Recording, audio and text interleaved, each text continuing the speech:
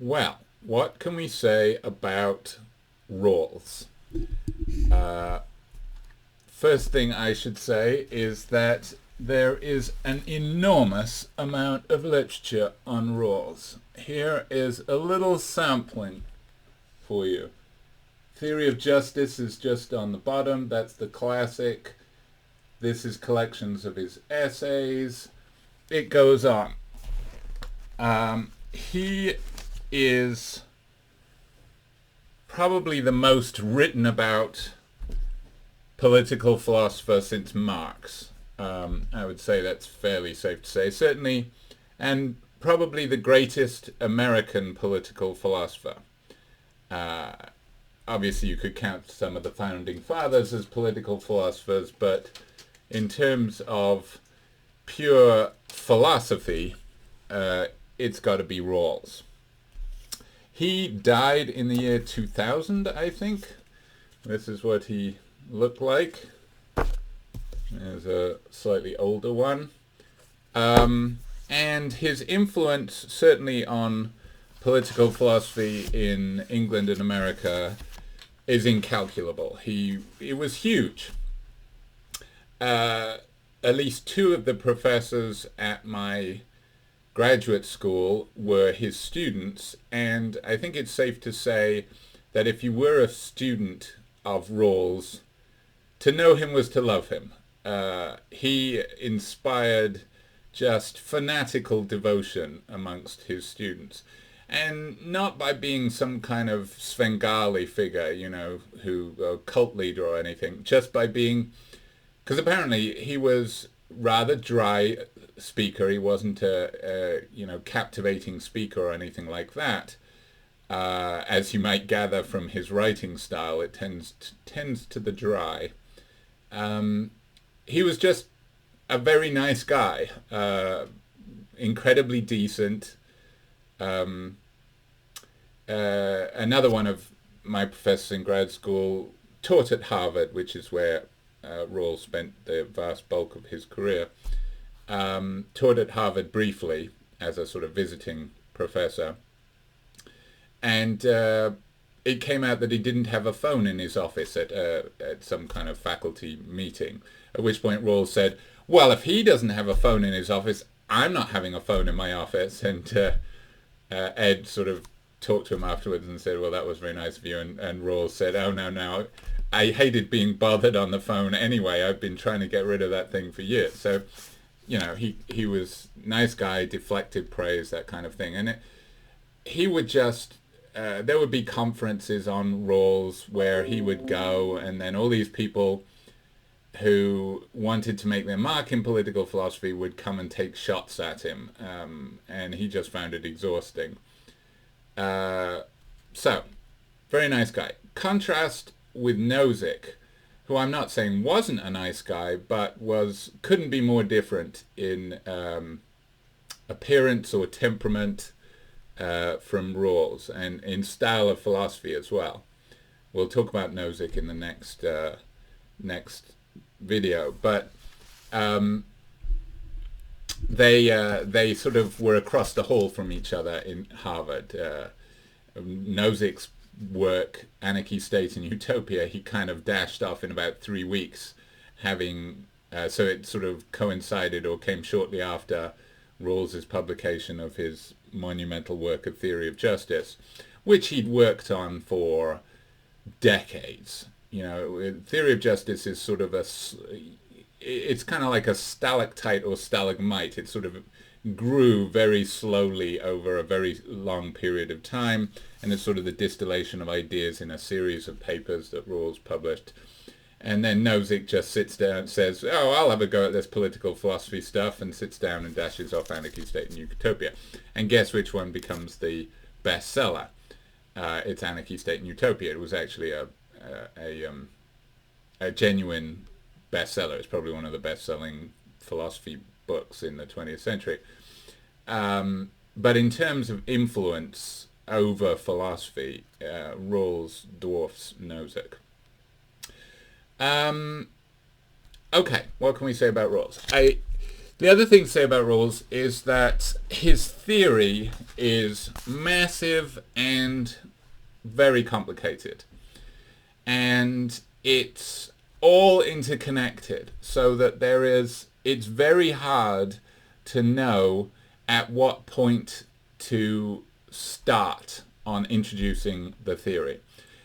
Most people start with the original position, because that's an idea in Rawls. That's a sort of thought experiment or key idea in Rawls that you can explain in a way that makes sense. It's a good hook, as it were. But while he may have at first seen this as sort of the cornerstone of his theory, in later versions of his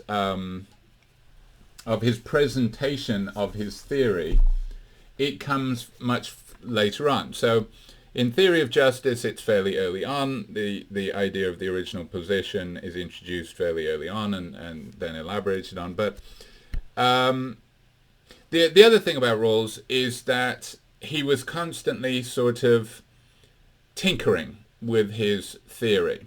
So Theory of Justice is sort of seen as the end of the first phase. He'd been writing articles since the 50s, and Theory of Justice was sort of the culmination of this, and it was like a bombshell in political philosophy. And just voluminous amounts of criticism were written about it. And sort of as a result of these, but also as a result of his own questioning of his own ideas, he kind of, well, it appears to critics that he changed his mind about a lot of things. Rawls sort of denies this and says that he was just, the focus in Theory of Justice didn't make it sound like it was workable in a society that demonstrated a plurality of reasonable, comprehensive conceptions of the good. That is, people were reading Theory of Justice as if it rested on being a Kantian, and you'll see there's a big passage about Kant among the passages that were selected in Kant, which we'll be looking at in a second. And he wanted to stress that his theory of justice was actually designed to work in a society fairly similar to the United States, where where reasonable people could disagree about their theories of the good, which is their conceptions of what is worthwhile. So, for example, you could have Muslims and you could have Christians and you could have atheists, all of whom had reasonable views. That is, they had views that were compatible with other reasonable views, but that differed on what was fundamentally good, what they regarded as the point of life, what they regarded as important. They disagreed. And Rawls wanted to say his theory of justice was applicable in such a society. In other words, you didn't need a homogeneous society. I mean, Rousseau notoriously said that his theory would basically only work in Corsica, which is a small island of France, because you needed such conditions, and you needed to convince everybody. Everybody needed to be on board, and everybody needed to share the same sort of essential values. And, so it just wouldn't work in big, diverse societies. Rawls, on the other hand, wants his theory to work in big, messy, liberal democracies like the United States. So he decided to sort of, or at least in his second major work, which is called Political Liberalism, which was also the culmination of a couple of decades. It was published while I was in grad school. It was published in the 90s, but he'd been publishing a series of papers up to that point, sort of, that were introducing new ideas. So both of his works, like A Theory of Justice and Political Liberalism, are the result of a sort of the culmination of a series of important papers. They're not collections of papers, but you can see that he's taken the ideas and worked them into books. So that's considered sort of, wow, that's stage two of Rawls's theory, and a lot of people regard that as a new Rawls, as importantly different from theory of justice. And a lot of the people who are fans of theory of justice didn't like what he was doing in political liberalism. So that kind of complicates anyone talking about Rawls. Are you talking about TJ Rawls, as people call it, theory of justice Rawls, or are you talking about later Rawls, political liberalism? And actually, he published the third sort of phase, which was a slim volume called The Law of Peoples, which was about international relations. So the first two are about justice within a society, and then he wanted to show that it could be expanded to be international, and that was in the very late 90s. So there's sort of phases of Rawls. We're looking solely at excerpts from the first book, Theory of Justice. I guess the best way to do it would just be to plunge in. I will assume that you've read these excerpts, and I will just go over them. So the first thing that he says is that he views his theory as sort of a continuation of the social contract theory. And as he says, the social contract theory of Locke, Rousseau, and Kant. Notice who's missing. Who's missing is Hobbes. And he says, he hints at why in the footnote. He says Hobbes' Leviathan, while no doubt great, has special difficulties. This is on page 1058. For all its greatness, Hobbes' Leviathan raises special problems. So Locke, Rousseau, and Kant share this idea that there are certain basic moral ideas, whereas with Hobbes is regarded as what's called an interest-based contract theorist. That is, his social contract doesn't even have moral ideas at the stage of the contract. In the state of nature, he says there are laws of nature, if you remember, but they are of a kind of odd status. They're sort of laws of rationality. It's not clear. Whereas for example, Locke, which is a fairly straightforward, easily understandable idea, the state of nature has moral principles that we can assume that we all understand. Locke's law of nature is a moral law of nature. So you can think of people in Locke's state of nature as having rights, for example. So he says, I'm going to sort of regard that as a tradition, and I'm going to revive it, because as we saw with Hume, the social contract theory took several body blows after the great, theories of Locke and Rousseau in particular. People came along and said, well, this is just silly. Hume said, Hume's criticisms were considered fairly devastating. And perhaps worse, after Kant, you had the flourishing of utilitarianism as a theory. And utilitarianism was a dominant theory in the 19th century. Mill, for example, was a utilitarian, and we saw in Mill, he said there is, basically he dismissed as silly the idea that there was a social contract.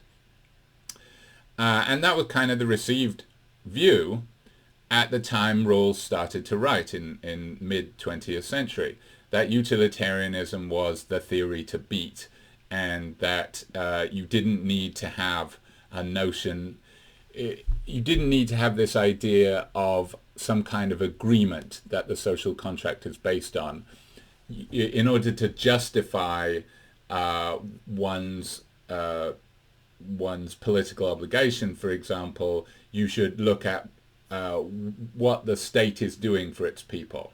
So if the state is maximizing the utility of its citizens, then it is justified. If it is not, then it is unjustified. And whether or not they had some kind of hypothetical agreement is entirely beside the point.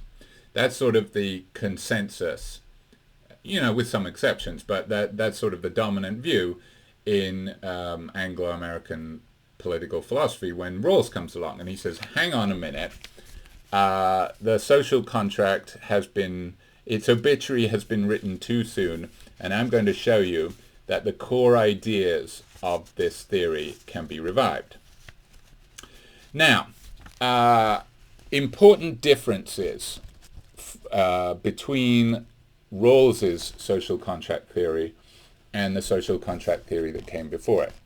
First of all, he stresses very strongly that the social contract is a hypothetical one. Now, in this, he follows Kant, because as we saw, Kant said that the social contract is just an idea of reason. So we saw in Kant that this might be a way of avoiding Hume's most obvious criticisms, because Hume's criticisms were directed against the idea that political obligation is based on consent. So he's stressing the feature of the social contract that it's a bunch of people actually agreeing. And this is a key part of Locke's theory, for example, that you can only be a citizen of a country if you have given consent. And Locke says, for example, that children are not yet citizens because they have not given consent. They are not of the age of consent. And it's only when they reach that age that they can give consent. So there's certainly an element of actual consent in Locke's theory. And Kant dismisses this. Kant says, my theory is not about consent. Instead, the social contract is just kind of a test to see whether or not laws are just or laws are legitimate. They're legitimate if they could have been agreed to by rational individuals.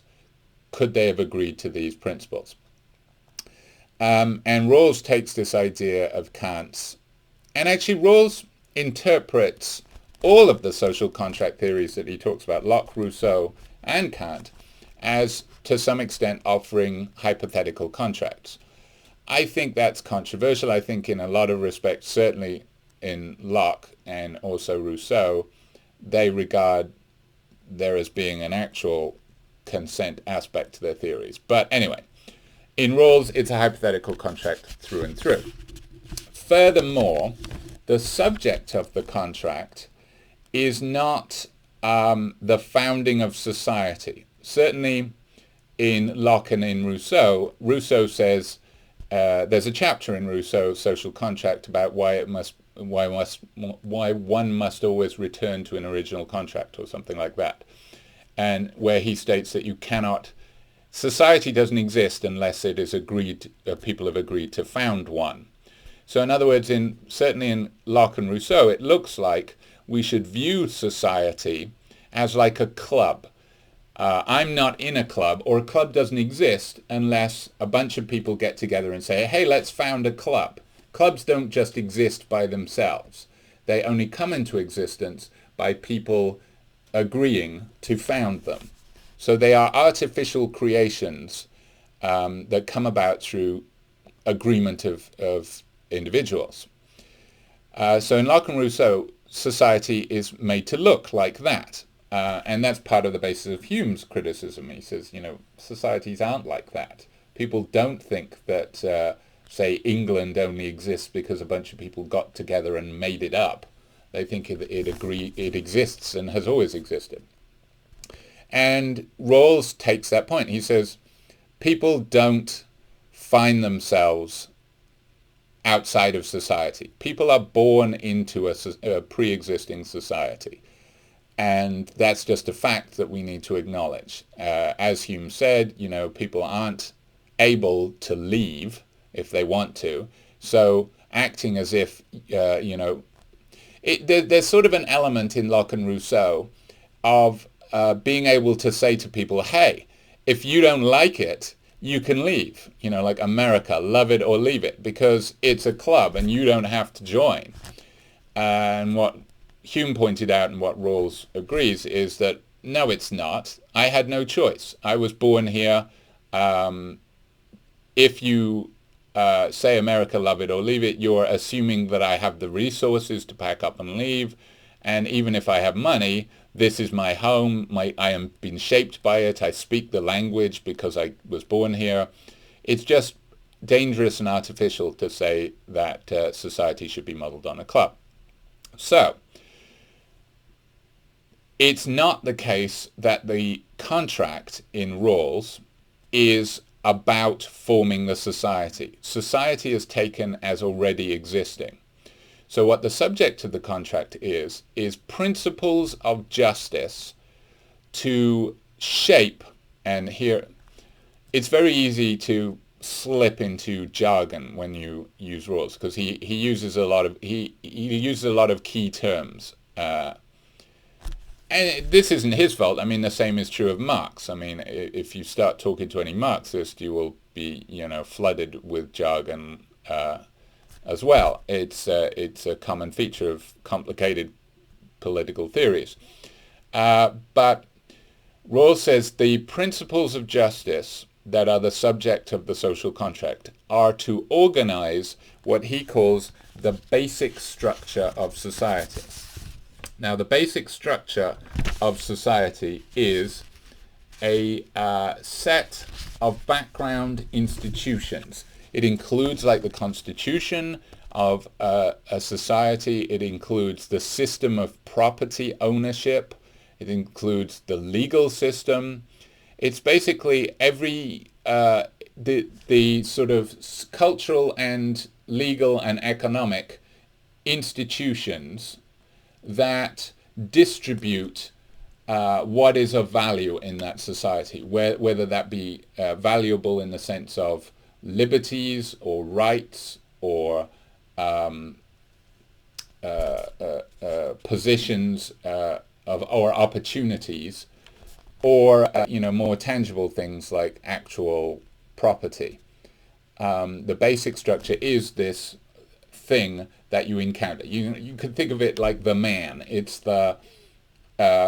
what organizes what goes where, what tells you that what you're entitled to in a society. So the basic structure is what is going to be organized by these principles of justice. And it's important to stress that it's just the basic structure, and there can be smaller entities that exist within a state that are not organized by the principles of justice. So, for example, families are maybe cut off from the basic structure. So, if, for example, once you see Rawls's principles of justice, you think, well, those are very radical. Imagine if my family was run according to those principles. What would that mean? I wouldn't like that at all. Rawls would say, no.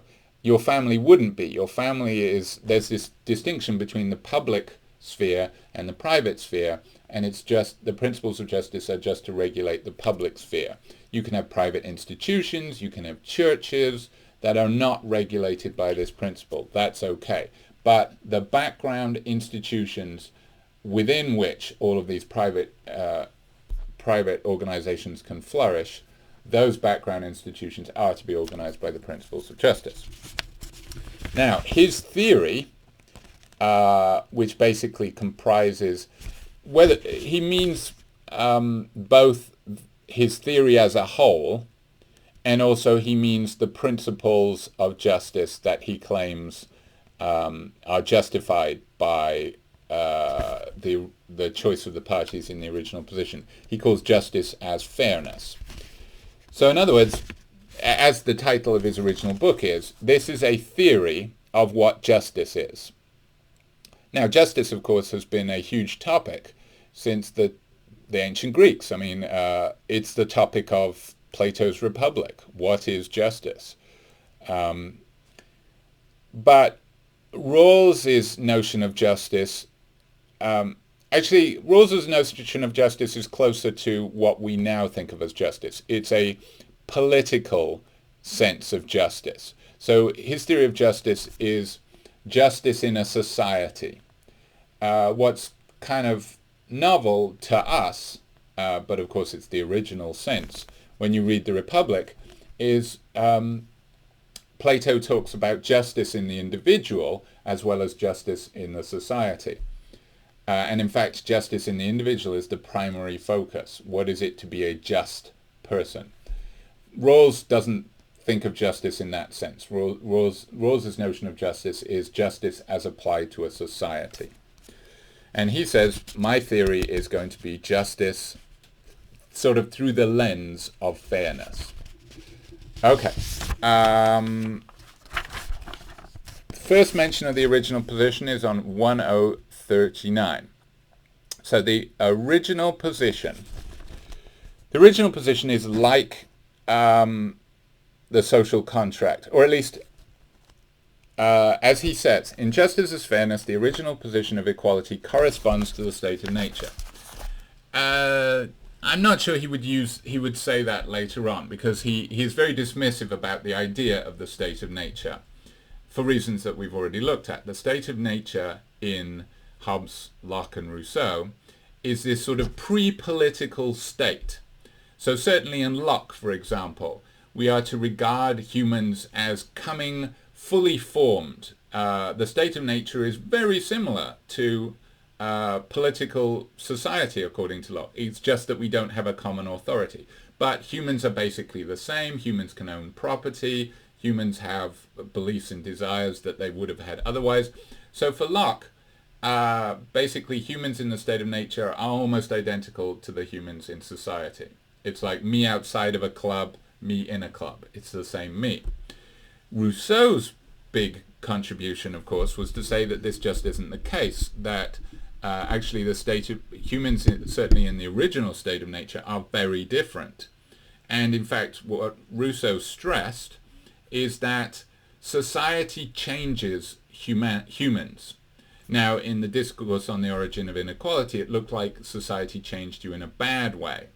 But in social contract, Rousseau was stressing, no, if you structure society right, it can actually improve humans, that we can be better and fuller humans than even the happy individuals of his original first stage of the state of nature. So what he stressed, what he stressed already in the discourse on the origin of inequality, is that you can't compare humanity in the state of nature to humanity in the state of nature.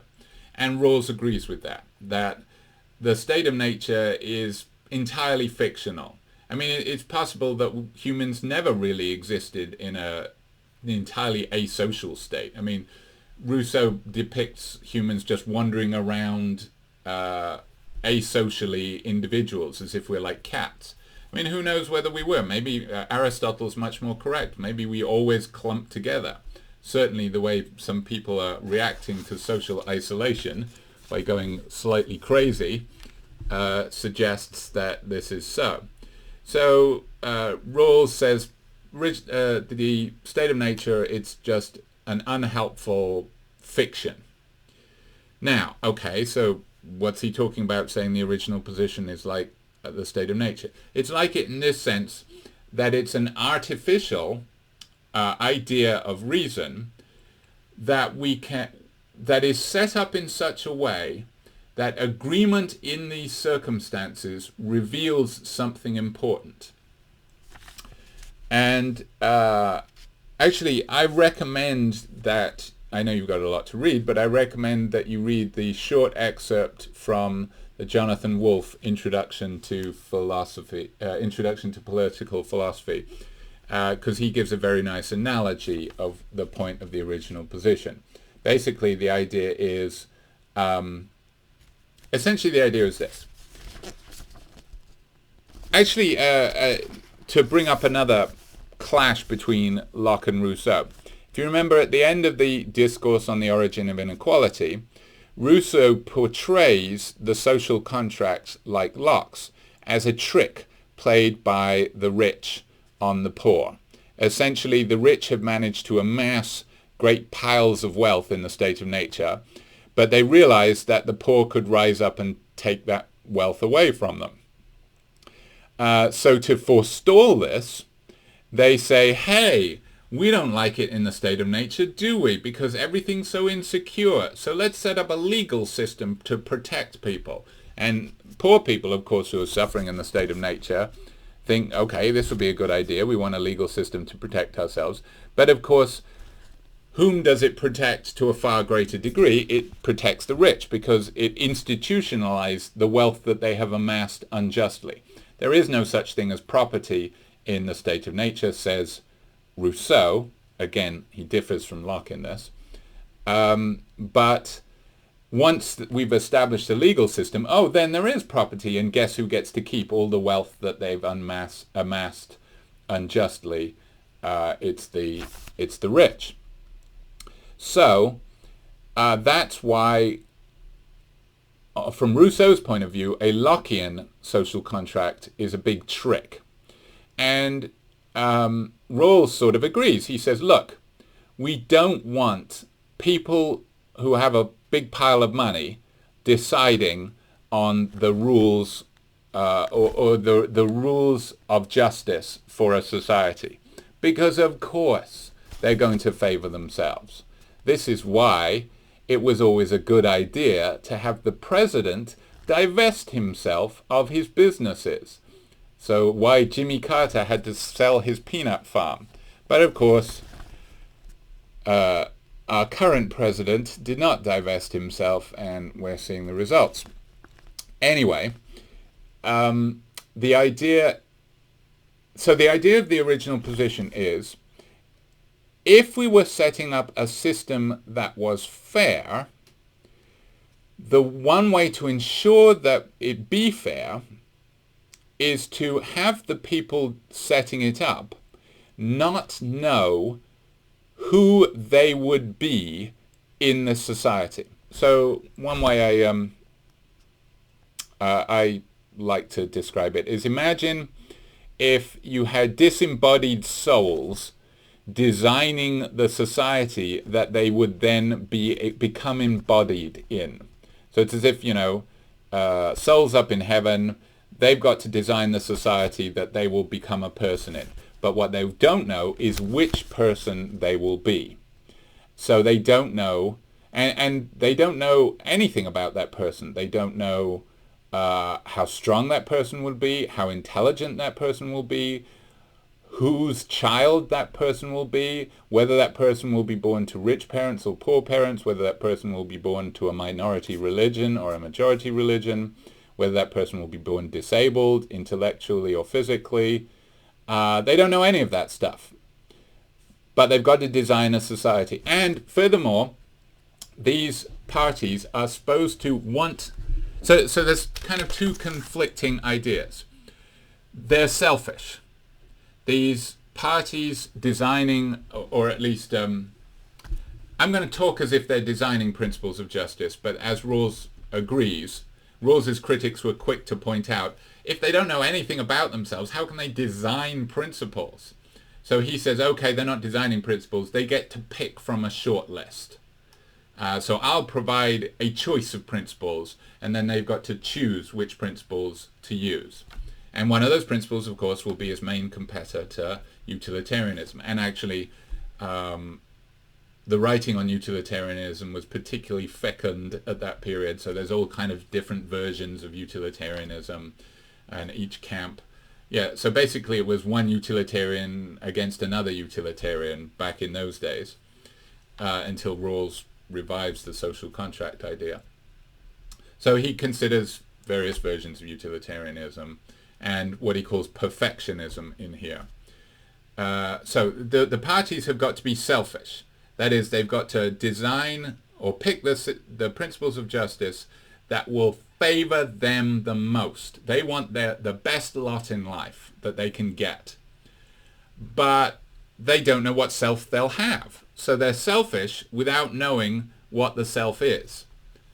So they're maximizers. They will try to maximize their position in society, but they don't know what they're going to be. So they don't know they don't know whether they should favor the rich or the poor, whether they should favor one race over another or one religion over another.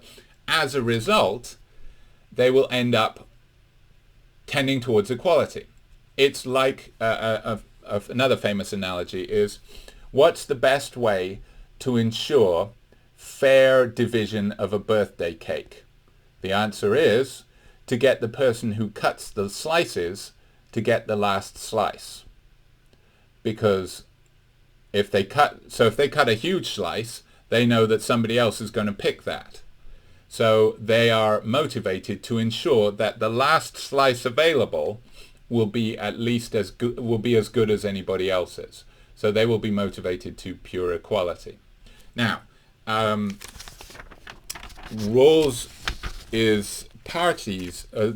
system doesn't tend towards pure equality, as we shall see. But yes, so the original position is the parties in the original position. In Theory of Justice, he talks as if the parties are the citizens. In other words, just rather the way that I've suggested, that the parties are the disembodied souls who then become embodied as citizens in the society.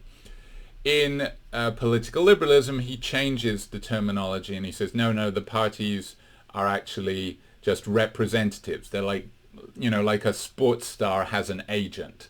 So the parties are like the agents for individual citizens. And the part of the reason for doing this is because he says there's no link between the parties and particular citizens, because the parties don't have any particular features. So by any theory of personal identity, you can't say that that party is the same as that citizen. And all of this, by the way, one should remember that he says, remember, the original position isn't real. It's hypothetical. In fact, what the original position is, it's a way of looking at things that anybody, you, me, anyone, can adopt. We can say, what would parties in the original position choose?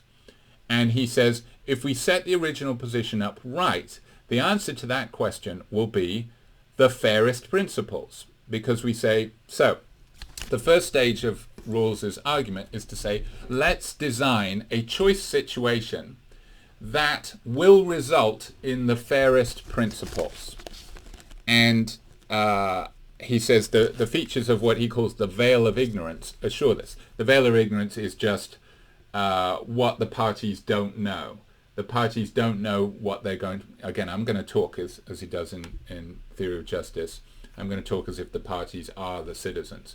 So the parties can't see, they're behind this veil, and they can't see what they're going to be like. So the veil of ignorance is just the things they don't know about themselves. Now, they are going to need to know some things. They're going to need to know economic theory and stuff like that, because otherwise they'd be useless at judging whether or not the principles of justice would be good.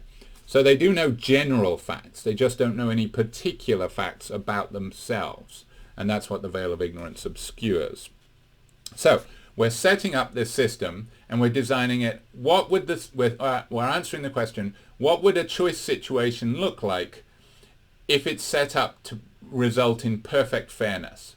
And he believes it's the original position behind the veil of ignorance. So that's the first stage. Now, you could disagree with that. You could say, no, I think actually it would be fairer if we changed this feature. So that would be fine. That would be one way to disagree with him. But that's just the first stage. The second stage is he says, I believe that people in the original position would pick my principles. So the second stage is his principles of justice. So the first stage is, here's a situation that is perfectly fair. And you can disagree with that. And the second stage is, here are principles that people would choose in that perfectly fair situation.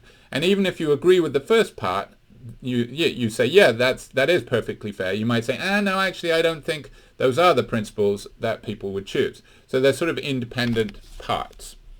But he argues that it's a social contract theory because the parties in the original position are agreeing on, their agreement is over what principles of justice should organize the basic structure of the society. So he calls it justice as fairness because the principles of justice are the ones that would be chosen in a choice situation which is set up to ensure fairness. Now he says, how do we design this original position? He says, well, we do kind of a trial and error in our head. We say, okay, imagine if the parties were like this. What would they choose? Oh, they might choose a principle that allows slavery. Okay, well then there's something wrong with the way we've designed it. Let's tinker with the design and see what it results with. So it's a bit like designing a computer program. You design a computer program, you say, I'm designing a computer program to pick fair principles. Okay, let's run it. Oh, it picked principles that I think are wrong. There must be something wrong with the program. Or you say, oh, maybe those principles are actually fair and I just didn't know it. So you could either decide to change your opinions about what's fair, given what results from the choice procedure, or you could say no, that's definitely not fair. So I need to tinker with the choice procedure. And this sort of going back and forth, sort of saying tinkering with this, and then saying, oh, maybe I'll change my view about what's fair because it's been chosen by this principle. He calls reflective equilibrium, and he says that we have certain bedrock beliefs that we're not going to change, like slavery is wrong.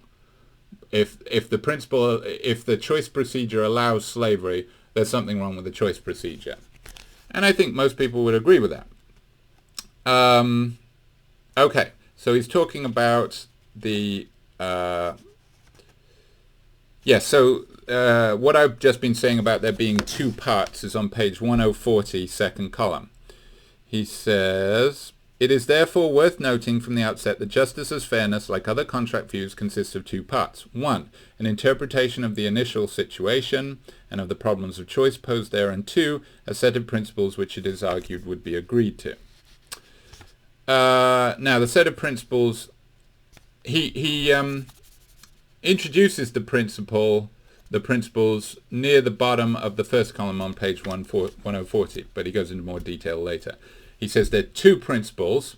The first requires equality in the assignments of basic rights and duties. This is sometimes called the liberty principle.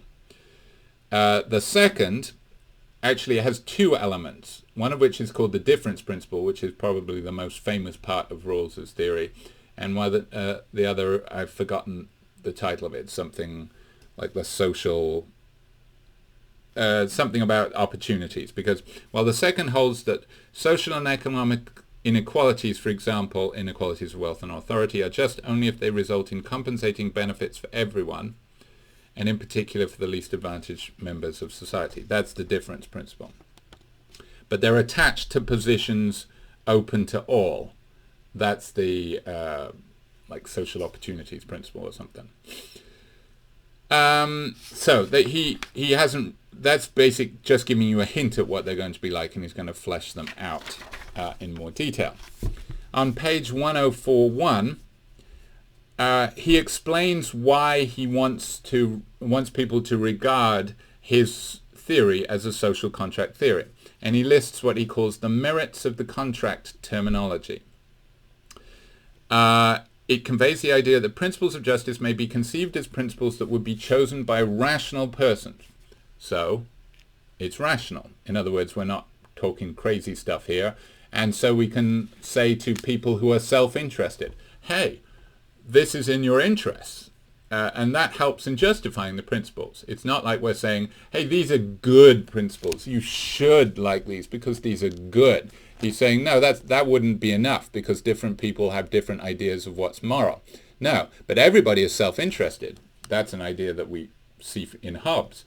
Everybody is self-interested. So if I can say, hey, these are the principles that self-interested, rational individuals would choose, then that justifies it. It's like saying, that's the whole point of the social contract theory.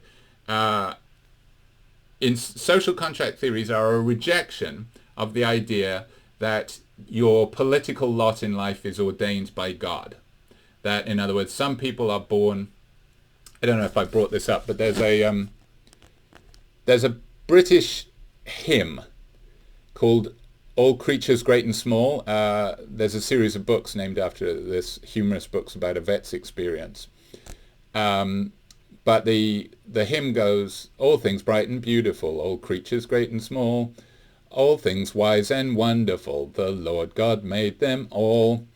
And it's quite popular. I think it's known over here in the States. But there's a verse of it that has fallen out of favor in contemporary society. And the verse says something like this: the rich man in his castle, the poor man at his gate, God something, something, something, and ordered their estate. The point being, the message being given is that God wants that guy to be poor and that guy to be rich. Otherwise they wouldn't be, would they? The idea of the social contract theory is no. God doesn't say that some people are kings and some people are peasants, and the peasants are naturally ordained to listen to the kings. Everybody is equal. That's the core idea of social contract theories. People are naturally free and naturally equal. But then, of course, the problem is, well, how do they come to inequality? How is it that some people are in charge politically? And the social contract theory's answer is because they agreed to, or if you're a hypothetical theorist, because it would be what smart and rational and self-interested people would agree to, because you gotta cooperate. And it's like, why do we drive on the right? Because you have to pick a side. And if you just allowed people to drive wherever they wanted, it would be chaos and nobody would get where they want. So driving on one side is what rational people would agree to. So hypothetical social contract theories say having these particular political institutions are the ones that rational people would agree to. Now in Hobbes, of course, because he thought society was, teetering on the brink of the state of nature at all times, you needed maximal stability, because the state of nature was so terrible and societies could collapse, as he saw in the English Civil War. So he argued that rational people would agree to an absolutist system. Just about everyone since has said no, they wouldn't. And Locke, of course, says, it's irrational, in fact, to agree to absolutists, because you're actually worse off under an absolutist system than you are in the state of nature. So you can see this history of arguing of what people would agree to, and that's the hypothetical interpretation. So that's what Rawls is appealing to here. He's saying, look, if people are going to complain, look at the people protesting in Lansing about Governor Whitmer keeping Michigan shut down. You're always going to have complainers. The social contract theory needs to have an answer for them and say, no, look, this is the rational system. This is the system that you would have agreed to if you had had the choice. So shut up and do what your governor tells you, because it's the rational system. Furthermore, principles of justice deal with conflicting claims upon the advantages won by social cooperation. Yes, this is an important point. People do better by cooperating than they do by going their own way. So there are sort of these gains that society as a whole has from cooperation, like interstate highways, or like education, or all of these things that you can only have when people cooperate. But who gets what of these gains? These are things that are the products of cooperation. Should they be doled out equally, or if they're unequally, how? But the social contract says who gets what is something that everybody gets a say in. The condition of publicity for principles of justice. That is, if we're all party to this agreement, then we all deserve to be told what's going on. Finally, there is the long tradition of the contract doctrine. He wants to say, utilitarians can say, we can trace our theory back to Epicurus or whatever. Bentham or Sidgwick, as he says, traced it back to somebody actually prior to Kant, so in the early 1700s. But if you connect yourself to the contract doctrine, you can go back at least as far as Hobbes. Okay, page 1041, the original position. He says, I want to say that one conception of justice is more reasonable than another, or justifiable with respect to it, if rational persons in the initial situation would choose its principles over those of the other for the role of justice. Conceptions of justice are to be ranked by their acceptability to persons so circumstanced.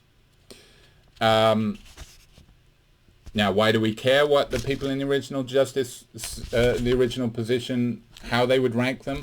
Answer, because we have designed the original position to be the situation that will result in the fairest principles. So it's a way of saying, okay, look, we disagree on who gets what. I want more than you, you want more than me. What can we agree on? We can agree that we would appoint an impartial judge. But wait a minute, how are we going to ensure that this person is impartial? Well, I don't want to be the case that, they're the same race as you, or that they're the same social class as you, or they're the same religion as you, and you don't want it either. So how are we to ensure that they're impartial? We put them behind the veil of ignorance. Can we agree to abide by the rules that that person would choose? The alternative is just for us to fight and not to cooperate. So if we're going to cooperate, if we understand that cooperation is better than not, but we are going to disagree if anyone actual chooses the principles, what's the way to solve this problem? To have this hypothetical, perfectly fair individual. So Rawls thinks that this is a way to bring in disparate people, because disparate people are going to disagree over what's appropriate. Religious people are going to want a theocracy. Atheists are going to want to run from that as far as possible. So what can they agree on? They can agree on to accept a fair result, and that's what the original position is.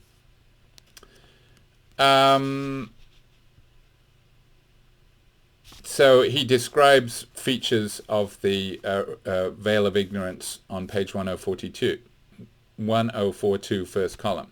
Thus it seems reasonable and generally acceptable that no one should be advantaged or disadvantaged by natural fortune or social circumstances in the choice of principles. So in other words, that's one thing that the parties in the original position should know. It also seems widely agreed that it should be impossible to tailor principles to the circumstances of one's own case. We should ensure further that particular inclinations and aspirations and people's conceptions of their good do not affect the principles adopted.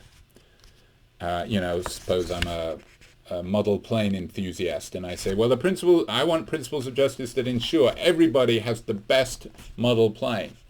You're not going to be interested in that, I assume. So that's the veil of ignorance.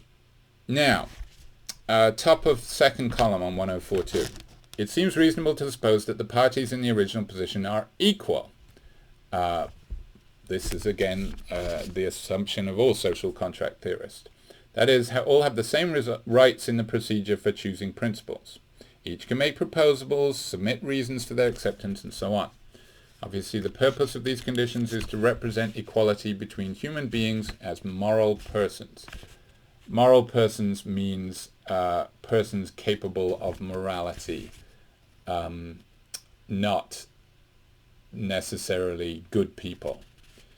So autonomous agents. It's a kind of Kantian idea. As creatures having a conception of their good and capable of a sense of justice. Rawls is basically saying, look, nobody can design a system that everybody will like. Because some people are unreasonable. Some people are just selfish, narcissistic shits. And nothing you say are they going to agree on. They're going to say, unless I get everything, I hate this. There's no talking to those people. And if we try to accommodate those people, nothing would ever get done. So we're going to make some assumptions that we're designing a system that people who are capable of having a conception of their own good, that is, knowing what they value, and capable of a sense of justice. So the citizens of the society that the principles of justice are supposed to order the basic structure of are supposed to have what are called two moral powers, which is they're capable of these things. Of course, not everybody has this, but we're designing a system that should be acceptable to people that have this. Because that's the best you can shoot for.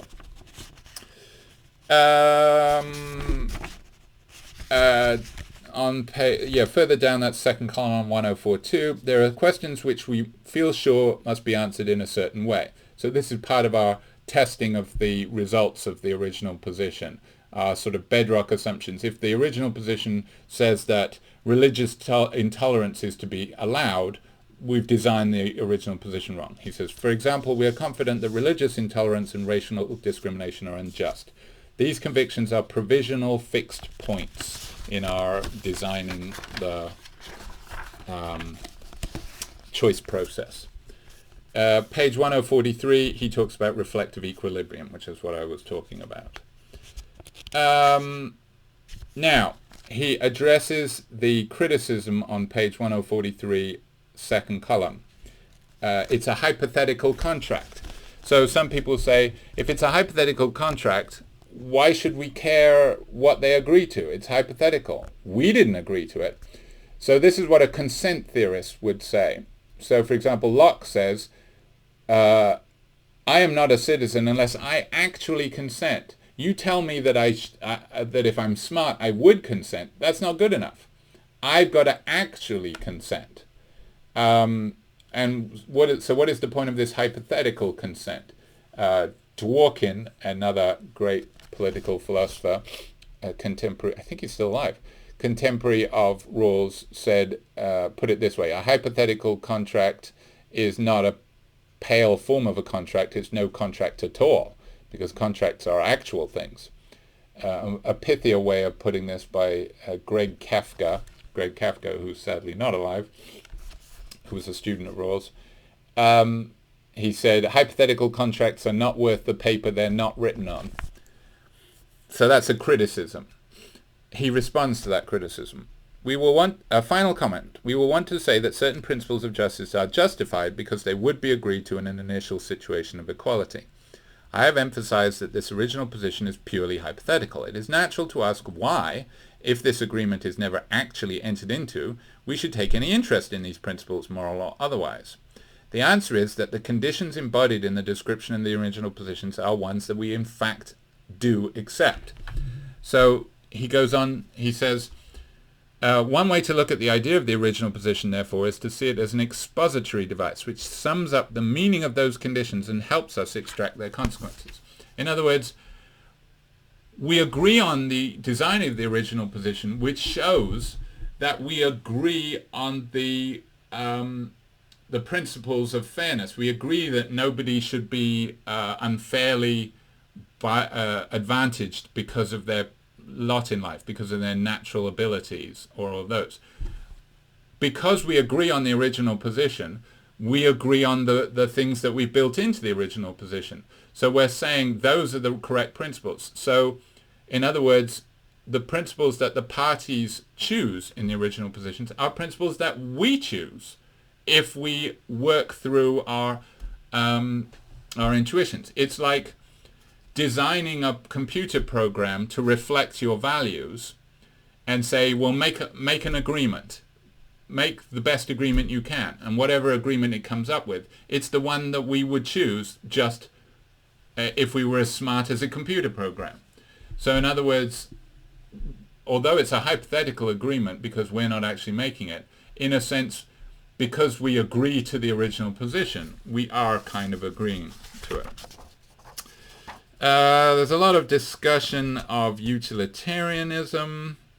And yes, one of Rawls's main objections to utilitarianism, that is also one of the reasons why he favors this contract theory, is he says utilitarianism doesn't appreciate the separateness of persons. What he means is this. Utilitarianism is a consequentialist theory that says that the right, let's say, principles of justice for a society are the ones that maximize happiness for all affected. Sounds great, right? But the thing is,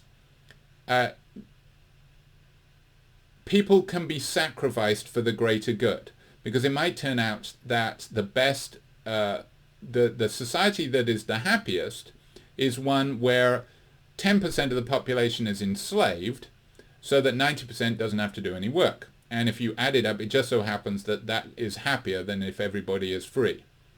Now, of course, the enslaved class are not happy, but they do so much good for the other 90% that the happiness of the 90% outweighs their unhappiness, and it ends up being the best system when ranked by total happiness.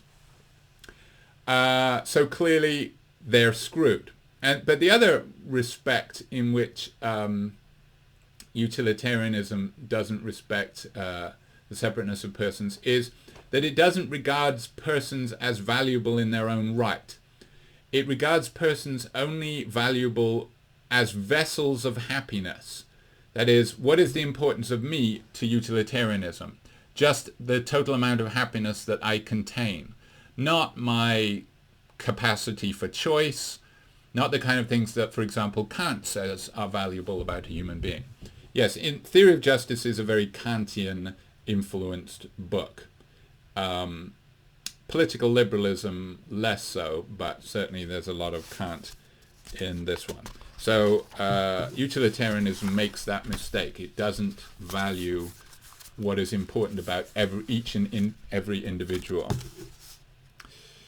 There's talk about perfectionism and the kinds of perfectionism on page 1045, first column. Here he's talking about, so in this section he's basically talking about rival potential principles that are going to be included in the list that the parties get to choose from. Page 1046, chapter 11 of Theory of Justice, the two principles of justice. Here we get the principles laid out.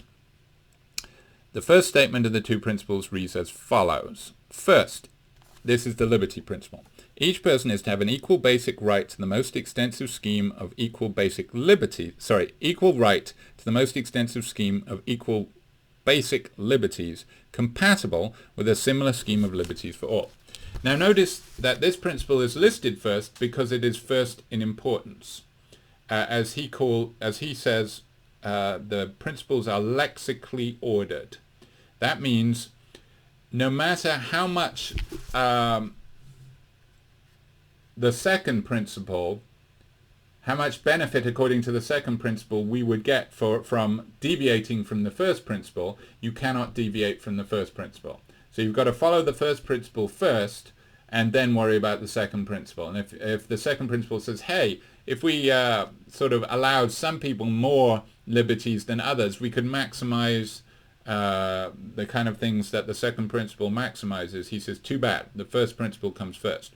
So the first principle is basically saying that everybody gets the widest scheme of rights and liberties that is compatible with equal scheme for everyone. Now, notice that he's talking about liberties rather than liberty, and he lists them as separate kinds of things. So, for example, halfway down the second column on 1046, talks about political liberty, freedom of speech, liberty of conscience. So in other words, he doesn't think of liberty as this sort of, the way that Mill talks about liberty as if it's, this amorphous thing that can be realized in different cases. He says, no, they're different kinds of things. Things that we call a liberty, a political liberty, we'll just regard them as kind of different from things that we call psychological liberty or whatever. But we can construct a list of those that we regard as important and try and dole out an equal basket of these for everyone. That's the first principle. Second principle, which is divided in fact into two principles. So it's in effect he has sort of three principles.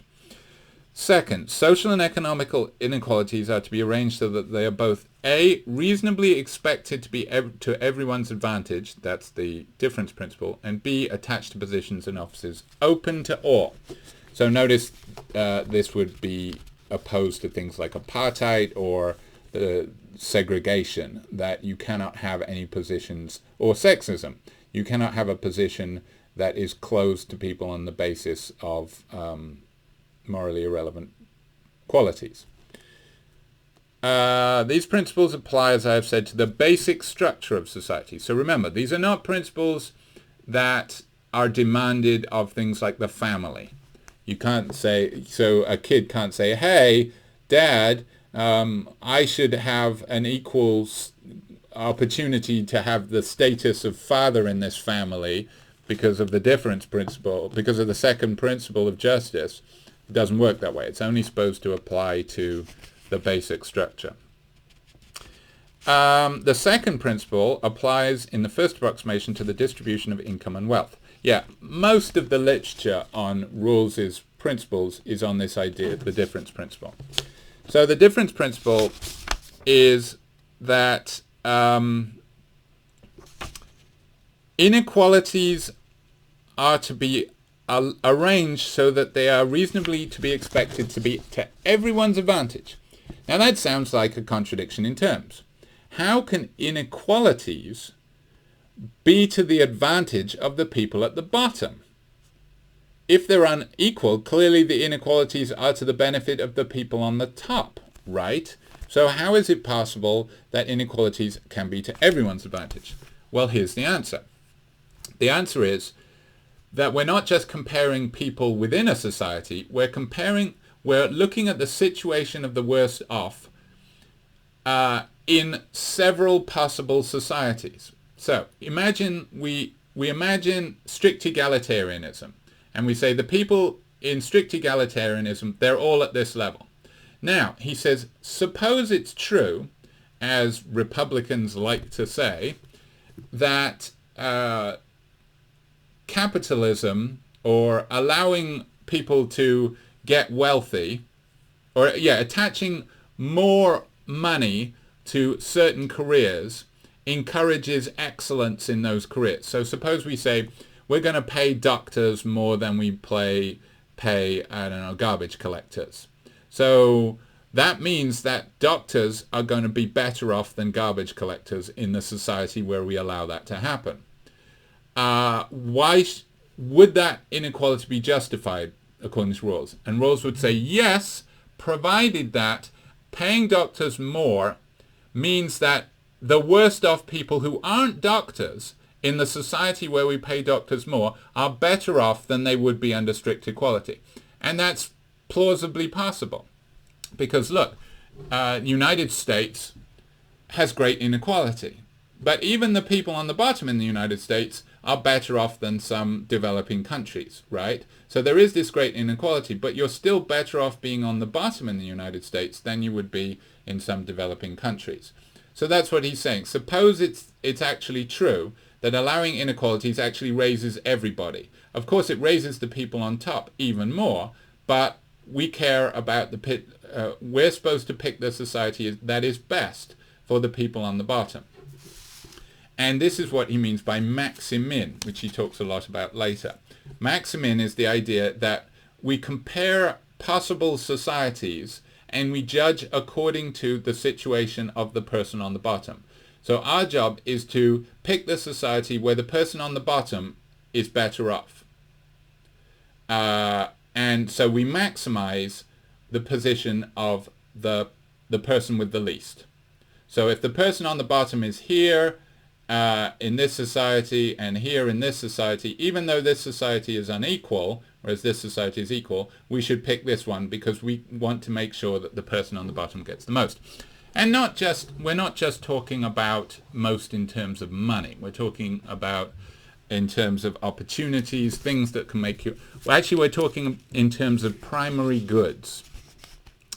Because primary goods are the things, are taken to be things that everybody could want. Because remember, it's the parties in the original position are choosing these principles, and they don't know what they're going to value. So they might... Remember, they might be picking for someone who doesn't even value money. Maybe a monk or somebody like that. But what they've got to assume is that there are some things that everybody is going to want, including rights and liberties and that kind of thing. So he says, justice as fairness is a particular theory of justice that applies to the basic structure of society. So it's designed to apply to the basic structure of society. On page 1047, he says, the two principles are rather specific in their content. It should be observed that these principles are just a special case of a more general conception of justice that can be expressed as follows. All social values, liberty and opportunity, income and wealth, and the social bases of self-respect, I take to be influenced by Rousseau. Remember, Rousseau stresses how bad amour propre is, which is this idea that you view yourself according to how others are. And we want to make sure that people are provided with the means to respect themselves. So they're not, in other words, they are not in a reviled category. They're not, for example, in the caste of the untouchables, the Dalits in India. We won't allow those kind of things because that robs people of the social basis of self-respect. Are to be distributed equally unless an unequal distribution of any or all of these values is to everyone's advantage in the way that I have talked about. These are the social primary goods. So as a first step, suppose that the basic structure of society, this is last paragraph on first column of 1047. As a first step, suppose that the basic structure of society distributes certain primary goods, that is, things that every rational man is presumed to want. This was written in 1971, but even then the use of man is a little bit old-fashioned and lamentable. These goods normally have a use whatever a person's rational plan of life. For simplicity, assume that the chief primary goods at the disposition of society are rights, liberties, and opportunities, and income and wealth. These are the social primary goods. Other primary goods, such as health and vigor, intelligence and imagination, are natural goods. Although their possession is influenced by the basic structure, they are not so directly under its control. Imagine then a hypothetical initial arrangement in which all the social goods are equally distributed. If certain inequalities of wealth and difference in authorities would make everyone better off than in this sort of strict egalitarianism, everyone would be raised a bit, including the worse off, then we should favor that one. Whether men are free, this is second column in the paragraph that begins that the fact that the two principles apply to institutions. Whether men are free is determined by the rights and duties established by the major institutions of society. So again, freedom is cashed out in liberties rather than a particular individual thing. Liberty is a certain pattern of social forms. The first principle simply requires that certain basic sorts of rules apply to everyone equally. The only reason for circumscribing basic liberties and making them less extensive to others is that otherwise they would interfere with one another. You can't make people so free that it infringes on other people's freedoms. Discussion of democratic equality is chapter 13 on page 1048. The tendency to equality. Yes, this is a chapter where he says things that respond to some of the things that Nozick says.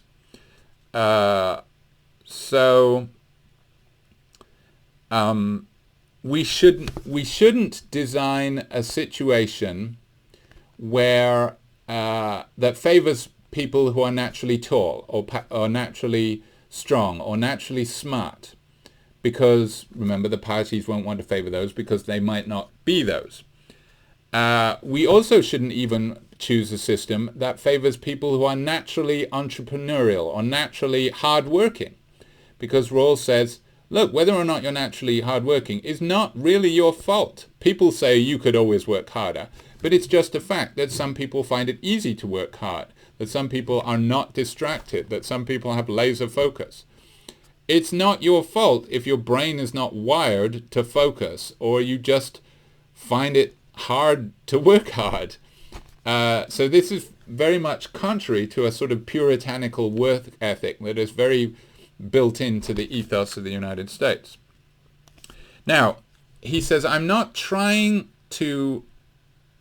My saying this doesn't mean that I'm doing what communist societies are stereotyped as doing. Communist societies in the Cold War, the United States always said of socialist countries that they just want everybody to be the same. They rob everybody of what's special. Everybody is dragged down to the same.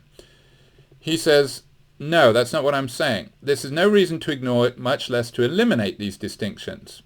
This is the second column on page 1049 in chapter 17. Instead, the basic structure can be arranged so that these contingencies work for the good of the least fortunate. In other words, if you are particularly smart, there is a role for you. We want to design a society so that you can use that smartness to lead a fulfilling life.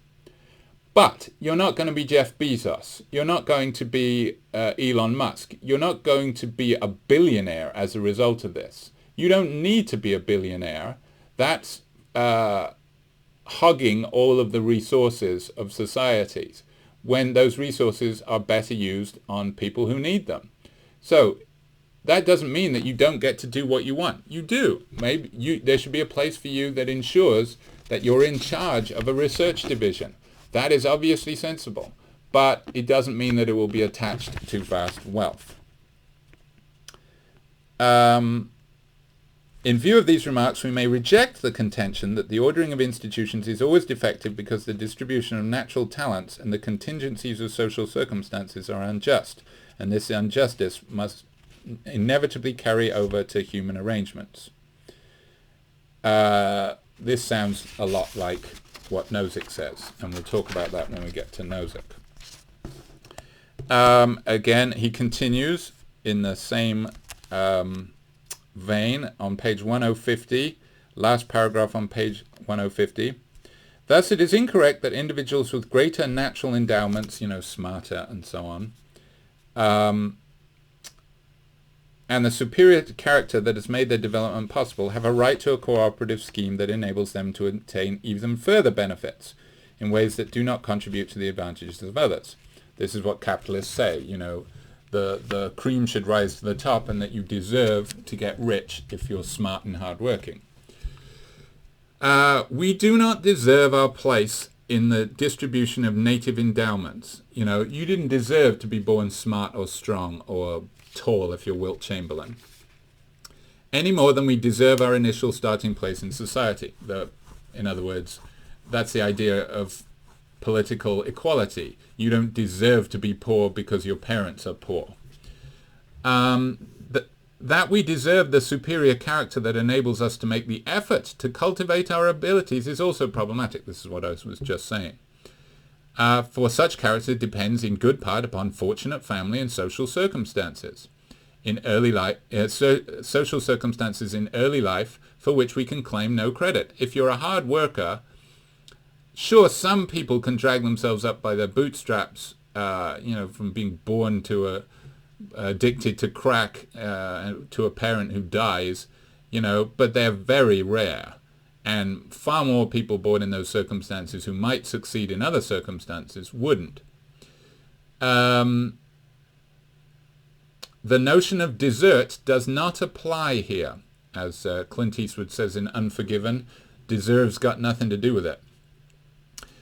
To be sure, the more advantaged have a right to their natural assets, as does everyone else. We're not saying that we should lobotomize rich, smart people to bring them down to everybody else's level. No, that would be wrong because you have a right to physical integrity. You have a right ensured by the first principle, that is more important than the second principle, that your natural talents not be robbed from you. But your natural talents are distinct from the rewards that society gives you for them. So in this respect, he is criticizing Locke, who basically says you own your body, you own your smarts, so therefore you own everything that is the product of that. Well, what Rawls is saying, the product of that is not your product. It's a product that is enabled by the structure of society, and the structure of society is something that everybody contributes to. So it's not as if rich people work in their own factories, and the existence of factories depends on a stable legal and social organization. So just to say, hey, I started this company, so I deserve all the money. Well, no, you don't, because if you started this company in a state of nature, you wouldn't go anywhere. So you're in society, and society contributed a vast amount, so everybody deserves a share. Veil of Ignorance, chapter 24, he talks about pure procedural justice. Okay, pure procedural justice is when you set up a procedure such that whatever results from it will be just. And this is what we're supposed to do. This is what the basic structure, when it is organized by the principles of justice, is supposed to realize pure procedural justice. So this is actually also a response to Nozick. Because what he says, if we design the principles of justice with a taxation system that is ongoing, it will ensure that what you end up in this system will be just, because it will be the one that it will be you will get a result out of living in a situation of a basic structure organized by the principles of justice. What you earn in that, what you end up with in that, will be just, because it's the result of the principles of justice, which themselves were chosen from the original position, which was set up in such a way that whatever results from the original position is just. So pure procedural justice, an analogy he uses elsewhere is like Monopoly. Suppose you end up with a certain pile of money at the end of Monopoly. Is it fair? Yeah, so long as you follow the rules. If you follow the rules, then yes. So following the rule, whatever you get from following the rules is just. And it can be all sorts of different results. One time you play it, you end up rich. Another time you play it, you end up bankrupt. So there is no initial, we can't say, oh, because he ends up rich, therefore it was just. Oh, because he ends up poor, therefore he ends up just. In pure procedural the question is, did you follow the rules? If you did, then whatever results, whether it be wealth or not wealth, is just. And he says that's what he's using as the basis of his theory. On page 1052, he replies to the objection that the veil of ignorance is irrational. People, economists and so on, criticize his maximin because they said it's actually irrational in most circumstances. And Rawls' response to this is not most circumstances. Yes, sure, maximin is not rational choice procedure in most cases, but this is a very special institution where you only get one shot and where what you're choosing will have enormous and forever lasting consequences. And in that particular situation, maximin is appropriate. The analogy he gives at the top of page 1053, the two principles are those a person would choose for the design of society in which his enemy is to assign him his place.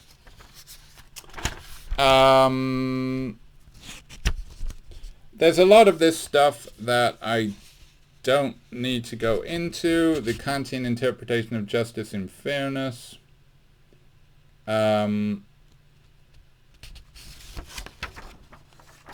This is where he talks about his principles of justice are like categorical propositions. This is stuff that is no longer stressed in political liberalism. He talks about Sidgwick. Sidgwick is a great utilitarian who is not usually read that much anymore. He was after Mill. He was early 20th century, late 19th century, early 20th century. His great work is called The Method of Ethics. He was taught much more and is regarded as a very important utilitarian thinker. Sadly, though, he's very boring to read, so I don't know that he's read as much anymore. But he's still an important thinker, and you would read him if you took a class on utilitarianism. He's on page 1056. Rawls talks about his criticisms of Kant and response. And actually, here's an important quote on page 1057. Those who think of Kant's main moral doctrine as one of law and guilt badly misunderstand him. Kant's main idea is to deepen and to justify Rousseau's idea that liberty is acting in accordance with the law we give to ourselves. Remember, that's the point of the social contract for Rawls. That's the general will. You are freer in a society because if the general will decides it, in a sense, that's you making laws for yourself. And this leads not to a morality of austere command, but to an ethic of mutual respect and self-esteem. So morality for Kant and Rousseau is self-legislation, which is literally what autonomy means. Auto, self, nomi, laws. You're making laws from yourself. Yep, I think that's covered enough. Rawls's theory is huge and rich and complicated, and just you can spend. If I spent an entire semester talking about Rawls, I still wouldn't have got very deep into it. There are people who make their entire careers writing about Rawls, which puts Rawls up there with the great philosophers of history. Like, there are people who make their careers writing about Plato or Aristotle or even Locke and Kant. And now people do that for Rawls. His ex-student Samuel Freeman has essentially done that. Samuel Freeman edited this and wrote this. And he's at Columbia, and these are very important works. So he's essentially done that. And that's something that you can't do for most contemporary philosophers. Nobody really does. I don't think anyone would do that for, say, Judith Jarvis Thompson, or Wittgenstein would be the nearest one. People do that for Wittgenstein, I guess. But Rawls's theory is so, it's the project of a lifetime, and it's a grand theory. It's not bitty. He doesn't say, here, I'm going to go off and talk about this problem. I'm not going to try and connect it to this other one. No, everything is part of his huge theory, which makes it forbidding and hard to jump into. So we have just scratched the surface, and we'll leave it at that.